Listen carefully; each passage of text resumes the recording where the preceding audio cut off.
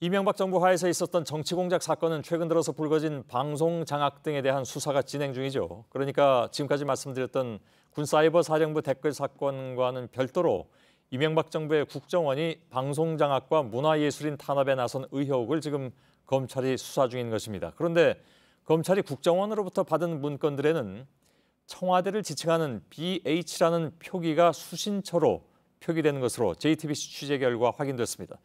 또 이 중에 일부 문건은 보안을 위해서 밀봉을 해서 인편으로 직접 청와대에 보냈다고도 합니다. 검찰은 이런 정황을 근거로 당시 이명박 대통령이나 청와대에 보고가 이루어진 것으로 판단하고 있습니다. 정원석 기자입니다.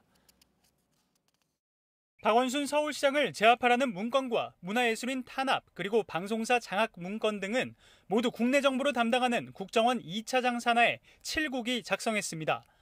국정원 7국의 이름은 국익전략실로 원세훈 전 원장 시절 국내 정치 공작을 주도한 곳으로 알려졌습니다.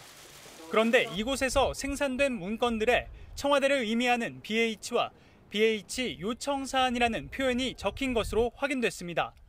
검찰 등에 따르면 청와대가 관련 정보 수집 등을 지시할 경우 BH라는 표기를 사용합니다. 또 일부 문건엔 배부처나 배포처에 BH 홍보수석실, BH 정무수석실 등이 기입된 것으로 파악됐습니다.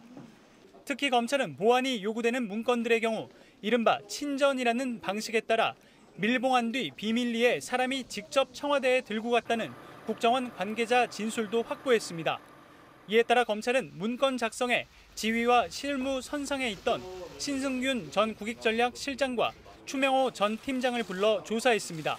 또 문건 생성의 실무 최고 책임자인 민병환 전 국정원 2차장도 조만간 불러 이명박 정부 청와대의 지시와 개입 여부 등을 조사할 계획입니다.